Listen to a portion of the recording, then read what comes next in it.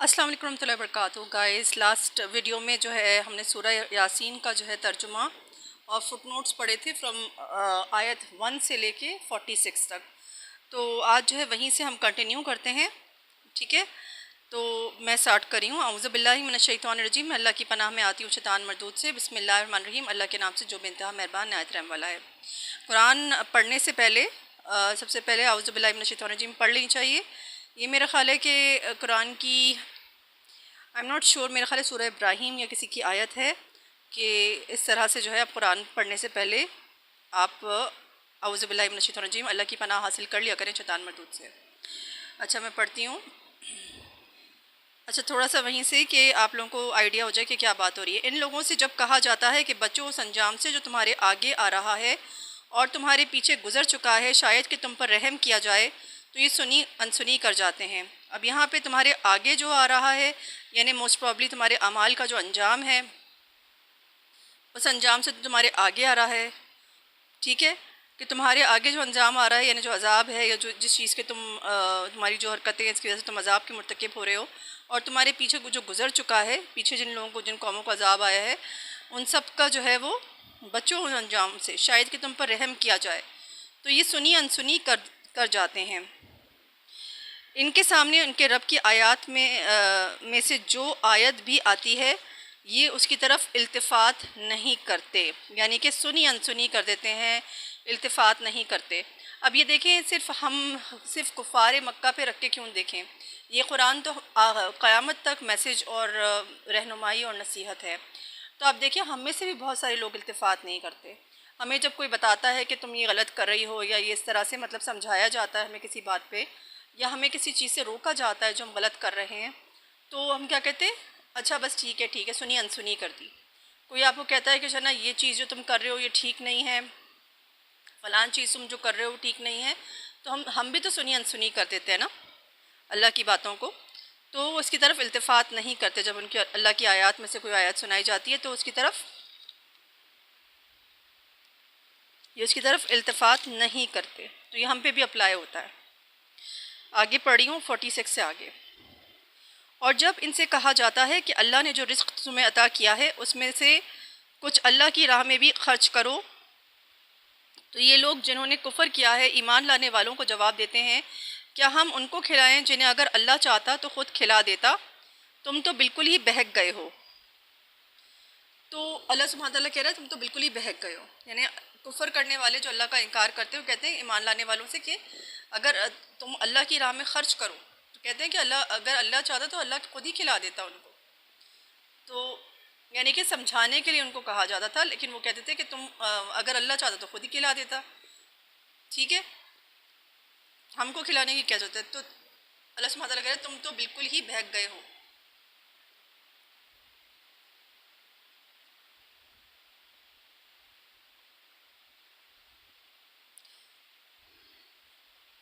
ये शायद मेरा ख्याल है क्योंकि अपोस्ट्रफी मतलब वो इन्वर्टेड कॉमास लिखा हुआ है, उधर भी बिल्कुल ही बहक गए हो, तो शायद वो कहते थे कि तुम तो बिल्कुल ही बहक गए हो।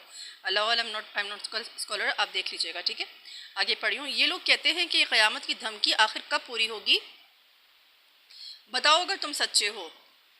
दरअसल ये जिस चीज़ की राह तक रहे हैं वो बस एक धमाका है जो यकायक इन्हें इस हालत में धर लेगा जब ये अपने दुनियावी मामलात में झगड़ रहे होंगे, और उस वक्त ये वसीयत तक ना कर सकेंगे, ना अपने घरों को पलट सकेंगे। यहाँ पे रुकू एंड होता है। फिर एक सूर फूंका जाएगा और यकायक ये अपने रब के हुजूर पेश होने के लिए अपनी अपनी कब्रों से निकल पड़ेंगे। घबरा कर कहेंगे, अरे ये किसने हमें हमारी ख्वाबगाह से उठा खड़ा किया। ये वही चीज़ है जिसका खुदाए रहमान ने वादा किया था और रसूलों की बात सच्ची थी। अब यहाँ पे क्या है कि अल्लाह सुब्हानहू तआला कह रहा है कि ये लोग कहते हैं कि क़यामत की धमकी आखिर कब पूरी होगी, कब आएगी क़यामत, बताओ अगर तुम सच्चे हो।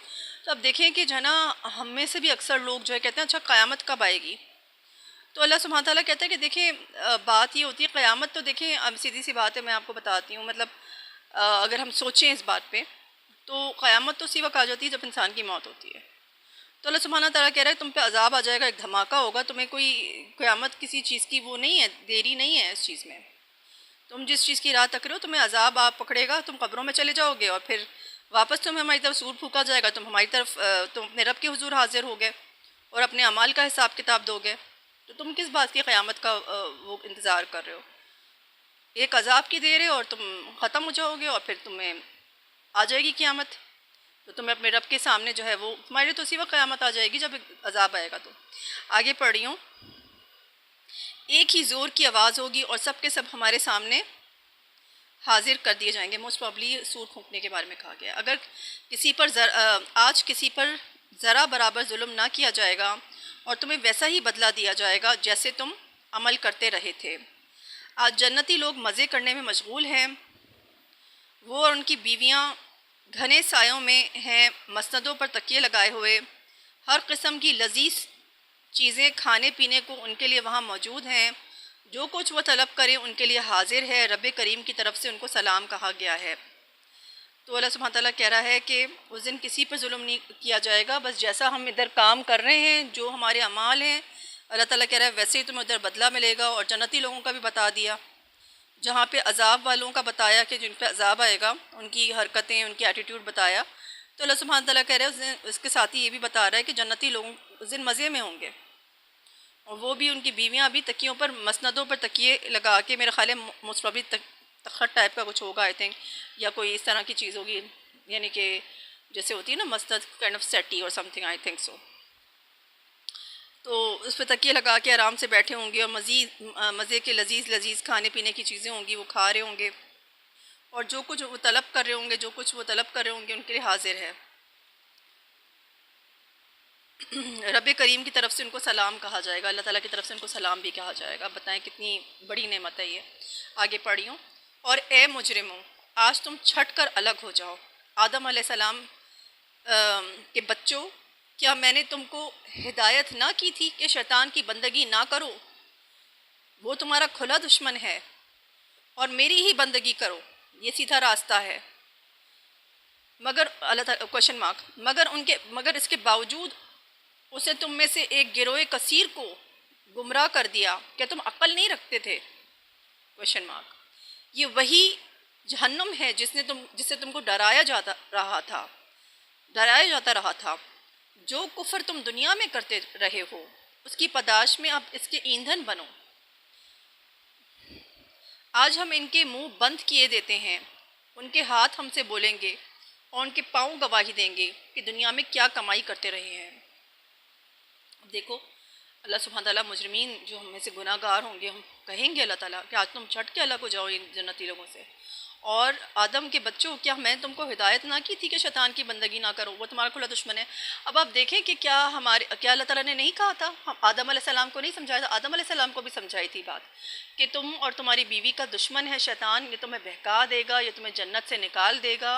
जब सजदा नहीं किया था ना शैतान ने आदम अलैहिस्सलाम को, ये कुरान में ही बात मौजूद है कि जब अल्लाह ताला ने आदम अलैहिस्सलाम को तख्लीक फ़रिश्तों से कहा था, और साथ में मेरा ख्याल है शैतान भी इधर इब्लीस मौजूद था, क्योंकि वो बहुत इबादत गुजार था, तो वो नूरी मखलूक यानी जो फ़रिश्ते नूर से बने हुए उनके करीब होता था और काम भी किया करता था अल्लाह सुब्हान तआला के, जहाँ तक मुझे अंदाज़ा है, अल्लाह आलम। बहरहाल तो अल्लाह ताला ने उनसे कहा कि फ़रिश्तों से कहा कि भाई मैं बना रहा हूँ एक इंसान, और जब मैं उसे बना चुकूँ तो तुम जो है उसको सजदा करना है तुम लोगों ने। तो जब आदम अलैहिस्सलाम को अल्लाह ताला ने बनाया, सड़ी हुई मिट्टी के गारे से बनाया, फिर यानी कि एक उससे बनाया। अभी एक टेस्ट भी था सबके लिए। बहरहाल फ़रिश्तों ने तो सजदा कर लिया, ठीक है, वो उनके पास तो विल नहीं है, लेकिन शैतान ने जो इब्लीस था उसने सजदा नहीं किया।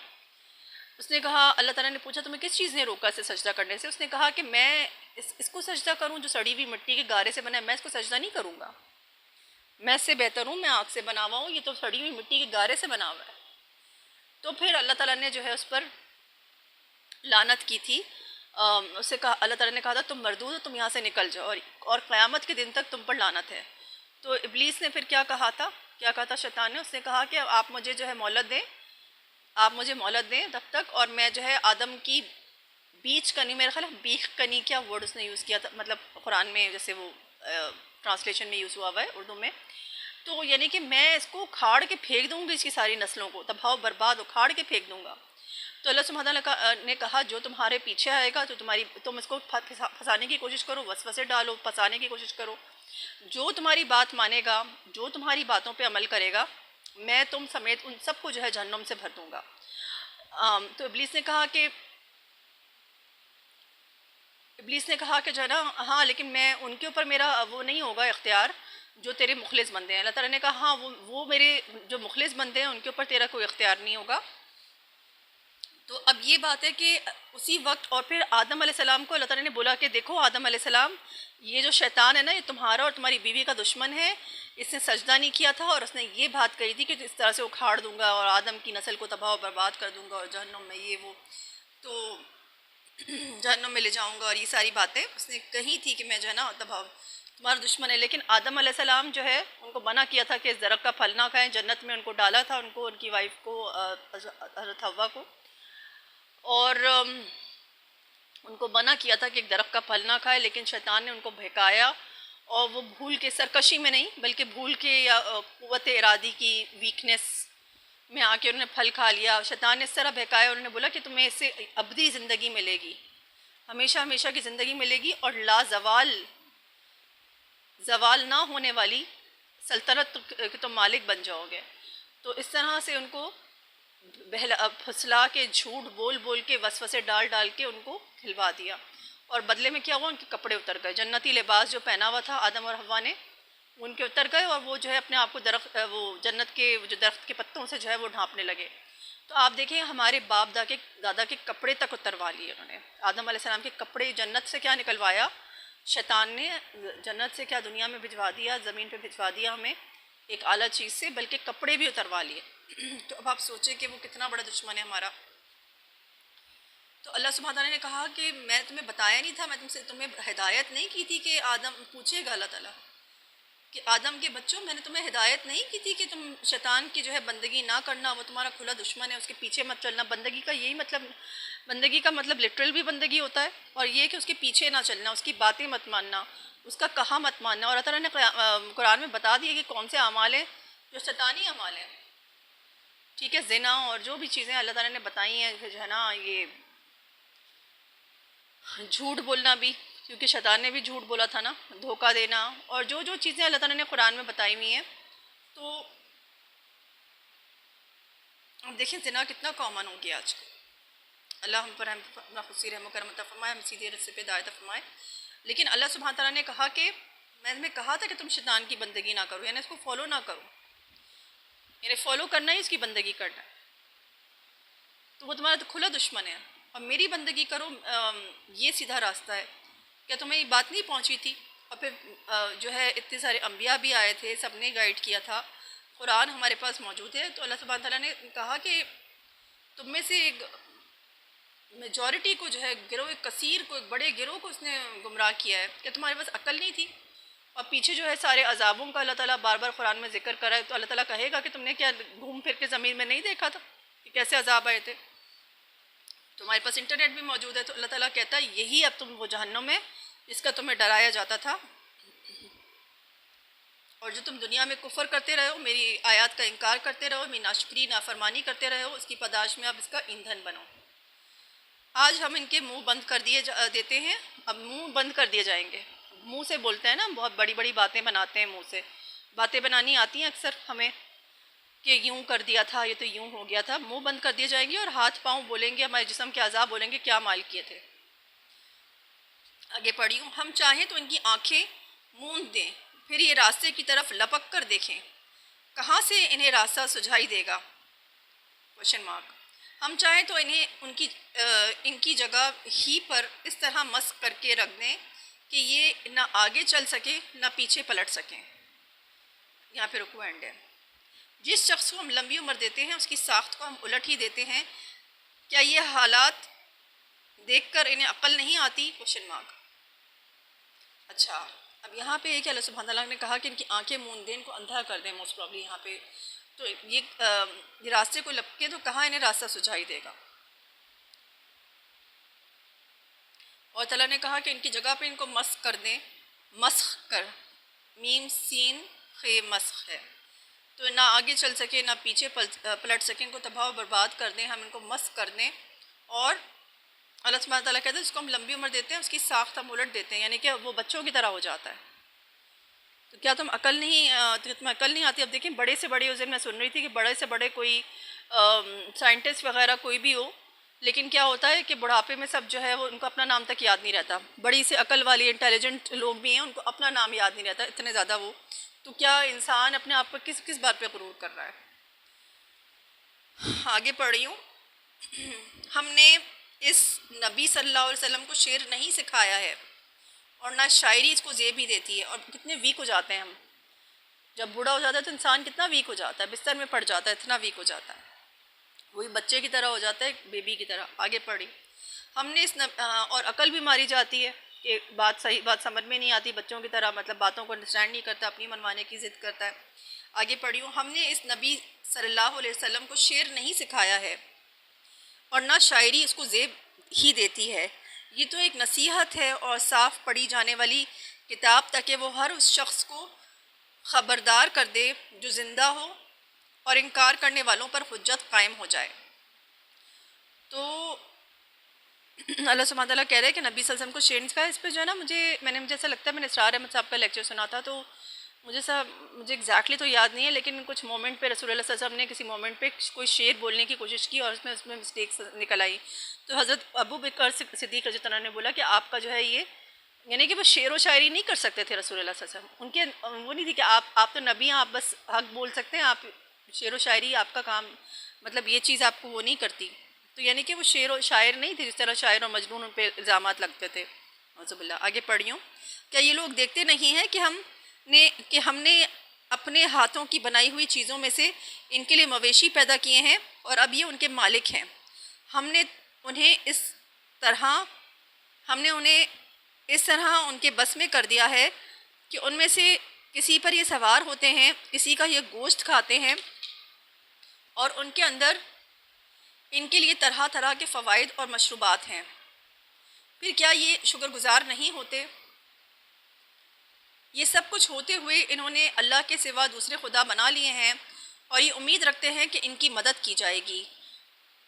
वो इनकी कोई मदद नहीं कर सकते, बल्कि ये लोग उल्टे उनके लिए हाजिर बाश लश्कर बने हुए हैं। अच्छा, जो बातें ये बना रहे हैं वो तुम्हें रंजीदा ना करें, इनकी छुपी और खुली सब बातों को हम जानते हैं। अब यहाँ पे क्या बात हो रही है?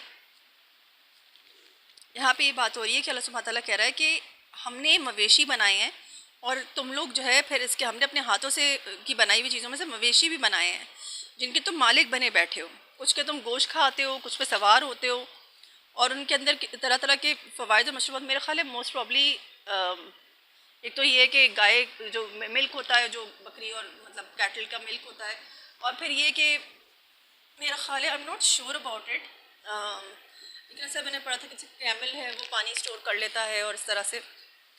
बहरहाल अल्लाह आलम। तो अल्लाह सुब्हानहू तआला ने कहा है, और फिर शहद की मक्खी से भी जो है वो निकलता है ना। तो अल्लाह सुब्हानहू तआला कहता है इतना कुछ मैं तुम लोगों को देता हूँ और फिर तुम उसके मालिक भी बने बैठे हो मवेशियों के, और तो क्या तुम मेरे शुक्रगुज़ार अब भी नहीं बनोगे? क्या तुम मेरे शुक्रगुज़ार नहीं होते इस बात पे कि मैंने इसको पैदा किया और तुम इसके मालिक बने बैठे हो और इनसे फ़ायदा उठा रहे हो, किसी का गोश्त खा रहे हो, किसी के मशरूबात पी रहे हो, किसी का दूध पी रहे हो। तो अल्लाह सुब्हानहू तआला ने कहा ये सारी नेमतें लेके भी जो है इन्होंने अल्लाह के सिवा दूसरे खुदा बना लिए और ये उम्मीद रखते हैं कि उनकी मदद की जाएगी। मतलब अल्लाह की नेमतें सारी अवेल करके ऐंठ के अल्लाह सुब्हानहू तआला कहता है ना एक आयत में कि तुम ऐंठते हो मेरी नेमतें और मुँह मोड़ लेते हो मुझसे। तो यही बात है कि अल्लाह ताला की सारी नेमतें, अल्लाह ताला कहता है तुम्हें शुक्रगुज़ार होना चाहिए था मेरा, और तुम्हें मेरा फरमामुती और फरमाबरदार होना चाहिए था। शुक्रगुज़ारी का तो यही एलिमेंट है ना कि आप उसके मुती और फरमाबरदार हों। आपको कोई बहुत कुछ देगा तो आप बोलते हैं ना कि यार मुँह से भी कोई ऐसी बात ना निकले गलती से भी कि इसको बुरी लग जाए, कहीं ऐसा ना हो कि हमसे सब कुछ ले ले वापस। तो हमें अल्लाह से डर नहीं लगता इस बारे में। अल्लाह ताला कहता है कि तुमने तो दूसरे खुदा बनाए हुए हैं बजाय इसके कि तुम मेरे शुक्रगुज़ार होते, और तुम ये उम्मीद रखते हो कि वो तुम्हारी मदद भी करेंगे। अल्लाह सुब्हान तआला कह रहे हैं वो उनकी कोई मदद नहीं कर सकते, बल्कि ये लोग, ज़ाहिर है कि अल्लाह के अलावा कौन मदद कर सकता है? अल्लाह के अलावा किसने पैदा किया है? अल्लाह के अलावा कौन पैदा करने वाला है चीज़ों को? अल्लाह के अलावा कौन रोटी देने वाला है? अल्लाह के अलावा कौन हाजत रवाई करने वाला है?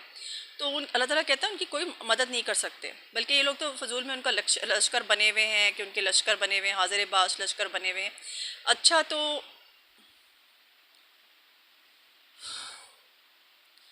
जो बातें हैं ना गलत, खुदा को चूज़ करके उसके पीछे आप चल रहे हो, ठीक है, उसके लश्कर बने हुए हो। और देखिए यहाँ पे ये वाली बात भी आ जाती है, शिर्क वाला एलिमेंट भी आता है कि अल्लाह के साथ दूसरों को भी शरीक किया हुआ है आपने, अल्लाह को पूछ रहे हैं और उनको भी पूछ रहे हैं। तो अल्लाह सुब्हान तआला कह रहे हैं अच्छा जो बातें ये बना रहे हैं वो तुम्हें रंजीदा ना करें, इनकी छुपी और खुली सब बातों को हम जानते हैं। आगे पढ़ी हूँ, क्या इंसान देखता नहीं है कि हमने उसे नुत्फ़े से पैदा किया और फिर वो सरी झगड़ालू बनकर खड़ा हो गया? Question mark. अब वो हम पर मिसालें चिस्पा करता है और अपनी पैदाइश को भूल जाता है। कहता है कौन इन हड्डियों को ज़िंदा करेगा जबकि ये बोसीदा हो चुकी हूँ? Question mark. इनसे कहो इन्हें वही ज़िंदा करेगा जिसने पहले इन्हें पैदा किया था और वो तख्लीक का हर काम जानता है। वही जिसने तुम्हारे लिए हरे भरे दरख्त से आग पैदा कर दी और तुम इससे अपने चूल्हे रोशन करते हो। क्या वो जिसने आसमानों और ज़मीन को पैदा किया इस पर कादिर नहीं है कि इन जैसों को पैदा कर सके? Question mark. अल्लाह ताला पूछ रहा है हमसे, क्यों नहीं, जबकि वो माहिर खल्लाक है। वो तो जब किसी चीज़ का इरादा करता है तो उसका काम बस ये है कि उसे हुक्म दे कि हो जा, और वो हो जाती है। इन्नमा अमरुहु इज़ा अरादा शयअन अन यक़ूला लहू कुन फ़यकून। वो तो जब किसी चीज़ का इरादा करता है तो उसका काम बस ये है कि उसे हुक्म दे कि हो जा, और वो हो जाती है।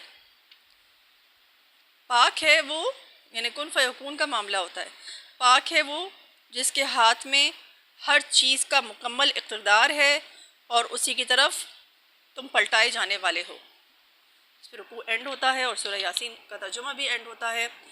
तो यहाँ पे जो है सिंपली ये है कि अल्लाह सुब्हान तआला ने फरमाया कि तुमने देखा नहीं, हम तुम्हें एक नुत्फ़े से, तुम तो पैदा ही नहीं हुए थे तुम्हारे, बल्कि एक सूरत में मेरे ख्याल दहर, ये कौन सी सूरत है आई एम नॉट श्योर, कि इंसान पे एक ज़माना गुजरा जब वो पैदा ही नहीं हुआ था, मौजूद ही नहीं था यहाँ पे। यानी एक वक्त था ना जब हम पैदा ही नहीं हुए थे इस दुनिया में। वो भी तो एक पूरा ज़माना, एक पूरा वक्त गुजरा है। तो अब हम पैदा हुए एक नुत्फ़े से, अल्लाह ताला ने पैदा किया हमें, और हम इतने बड़े झगड़ालू बन के और अपने आप को हरफन मौला समझ के और पता नहीं क्या चीज़ समझ के हम खड़े हो गए अल्लाह ताला के आगे। और हम पे अल्लाह ताला कह रहे हैं हम पे मिसालें चिस्पा कर रहे हो, अपनी पैदाइश को भूल जाते हो तुम। ये कहते हो ये कैसे होगा, सरकशी दिखाते हो मेरे आगे, मेरी आयत के आगे। एक वक्त था तो तुम थे ही नहीं इस दुनिया में, तुम्हें तो मैंने नुत्फ़े से पैदा किया, और तुम अब नुत्फ़े से पैदा करके एक सेल से तुम पैदा हुए हो, एक ज़ाइगोट से पैदा हुए हो, मर्द औरत का जो एक वो बनता है, और अब तुम मुझसे झगड़े कर रहे हो, मेरा मिसालें चिस्पा कर रहे हो, बड़ी बड़ी बातें कर रहे हो, गर्दन अकड़ा के मेरे सामने घूम रहे हो, मेरी बात नहीं मान रहे, नेमतें लेके सब कुछ लेके मुंह मोड़े हो। और इसके अलावा सोने पे सुहागा जब अजाब से डरा जाता तो मजाक उड़ाते हो, पिछली बस्तियों का हाल नहीं देखते उनके ऊपर क्या बीती है। अब वहाँ पे कोई बस्ता भी नहीं है उन बस्तियों में, और पिछले वालों का क्या हाल हुआ। और अल्लाह ताला ने इतनी तरीके से कुरान में तरह तरह से अल्लाह ताला कहता है मैं समझाया है, एक जगह पे कहा है तरह तरह से समझाया, लेकिन ये लोग जो है हिदायत नहीं लेते, इनको समझ में कोई बात नहीं आती। और फिर अल्लाह ताला ने मज़ीद बताया कि देखो मेरे लिए एक तख्लीक करना, तुम कहते हो कि हमें कौन तख्लीक करेगा जब हम मर के मिट्टी हो जाएंगे, जब हम बसीदा हड्डियाँ हो जाएंगे, हमारी हड्डियाँ बसीदा हो जाएंगी। तो कहा तुम्हें पहले वही तो पैदा करेगा, तो तुम पैदा ही नहीं थे, इंसान पे ज़माना गुजरता तब था ही नहीं, तुम्हें जब पहले हमने जो पैदा किया तुम्हें वही पैदा करेगा। और ये कोई बड़ा काम नहीं है हमारे लिए, तुम्हें तख्लीकी काम हमारे लिए कोई बड़ा काम नहीं है। तुम देखो कि फिर अल्लाह ताला हमें सेंस नॉक करने के लिए कहता है, एक दरख्त है, हरा भरा दरख्त है, उसको जो है लकड़ियों से आग तुम बनाते हो, चूल्हे रोशन करते हो। अब सोचें कि दरख्त है, लकड़ियाँ हैं, हरा भरा दरख्त है, ग्रीनरी है, उसमें से आग पैदा हो रही है, ठीक है, हैरान कुन बात नहीं है। तो अल्लाह सुब्हान तआला फिर पूछ रहा है क्या वो जिसने आसमानों और ज़मीन को पैदा किया, इस पर कादिर ने इतनी सारी चीज़ों को, नेमतों को पैदा किया, दरख्त को, हर चीज़ को, तो तुम्हें भी पैदा किया, तुमसे तुम्हारे जैसे और भी बहुत सारे इंसानों को पैदा किया, और भी करे जा रहा है, करे जा रहा है, तो पैदा किए जा रहा है, किए जा रहा है, किए जा रहा है, तुम्हारी भी औलाद हो रही है। तो तुम इस बात पे शक में पड़े हुए हो कि जो आसमान और ज़मीन का मालिक है वो तुम जैसे उनको दोबारा पैदा नहीं कर सकता। अल्लाह सुब्हानहू तआला कह रहा है क्यों नहीं जवाब दे रहा है, जबकि वो माहिर खल्लाक है। वहुवल खल्लाकुल अलीम, ये वर्ड है। वो तो जब किसी, अल्लाह ताला कहता है वो तो जब किसी चीज़ का इरादा करता है, अल्लाह ताला जब जिस चीज़ का इरादा करता है, अल्लाह कहता है मैं जब जिस चीज़ का इरादा करता हूँ, मेरा तो ये तख्लीक का ये तरीका है कि मैं जब किसी चीज़ का इरादा करता हूँ तो उसका काम बस यही है, उसका काम बस ये है कि उसे हुक्म दे कि हो जा, और वो हो जाती है।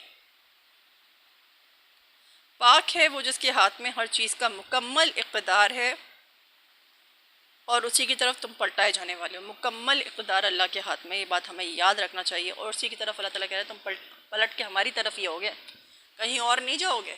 तो हिसाब किताब तो तुम्हें लाजमी देना होगा, फिर क्यों भागे जाते हो मुझसे, क्यों नाशुक्री करते हो, क्यों मेरी नेमतें ऐंठ के नाफरमान बने हुए हो।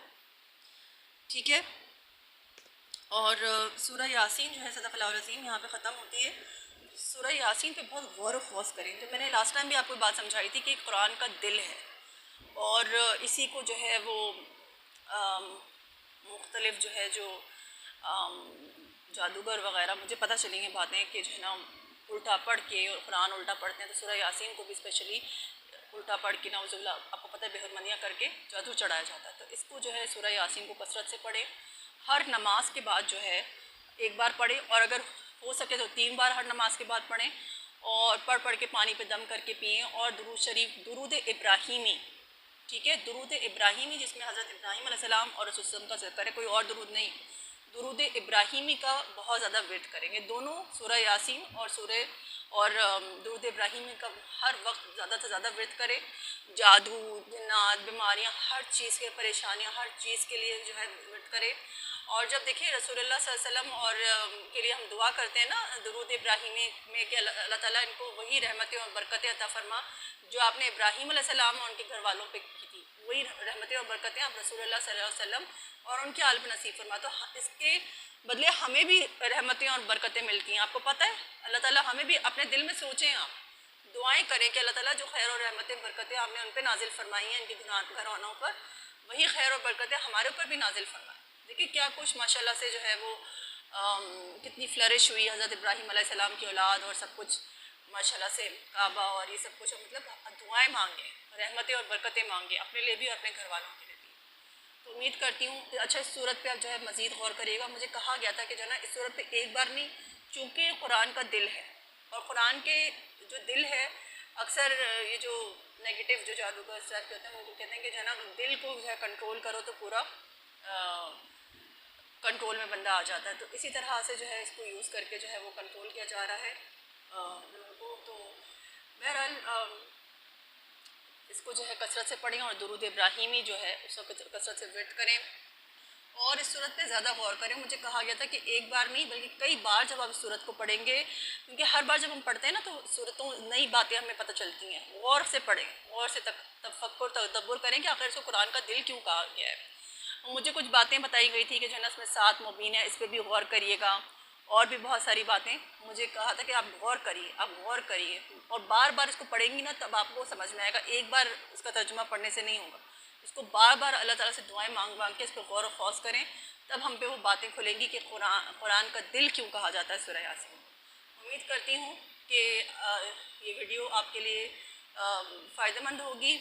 जज़ाकल्लाह फॉर लिसनिंग। अगर फ़ायदा मिले तो आप आगे भी से शेयर कर सकते हैं, और मैं आपसे भी यही कहूँगी कि आप भी जो है कुरान का मैसेज आगे पहुँचाएँ। तो इससे ये होगा, ये अपनी वीडियोस बनाएं, कोई किसी भी जो भी आपके पास तरीका है उससे आप ज़रूर कुरान पढ़ाया करें। इससे जो है आपके ऊपर भी क्योंकि ये फ़र्ज़ है, हम पर, हमसे पूछा जाएगा कि तुमने मेरा मैसेज आगे पहुँचाया नहीं, हम पर फ़र्ज़ है। ये मत सोचिएगा कि जो है ना अमाल देखिए, मैं तो ये सोचती हूँ इनफैक्ट कि अगर मेरा अमल नहीं भी होगा ना, तो अगर मैं इसे आगे पहुँचाऊँगी, क्या पता इस आगे पहुँचाने की खैर और बरकत से अल्लाह ताला मेरे अमल को भी सही और दुरुस्त कर दे। तो पॉजिटिविटी के साथ अल्लाह से उम्मीद लगाते हुए मैसेज को आगे पहुँचाएँ, और ज़रूर करें, कुरान पढ़ाएँ बच्चों को और बड़ों को। और जैसे घर में मासियाँ होती हैं, हम मर्द हैं, वो ड्राइवर को पढ़ा सकते हैं। इस तरह से करके जो है पढ़ाएँ आप, आपसे पूछा जाएगा कि इतना तुम्हें मैंने मौका दिया था, तुम क्या कर रहे थे। हम तो सब ख्वाहिश नफ्स की पैरवी में लगे हुए हैं कि शॉपिंग, ये वो, शादियाँ, गाने, खाना पीना, मतलब गैदरिंग्स, हमें इसके अलावा किसी चीज़ कमाना, मतलब हमें बस इसी चीज़ में हम लगे हुए हैं।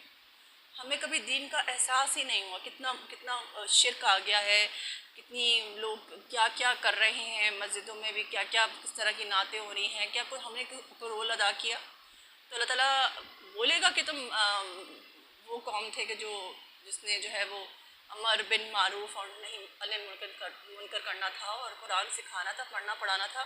तो प्लीज़ इसकी तरफ ज़रूर तवज्जो दें। जज़ाकल्लाह फॉर लिसनिंग।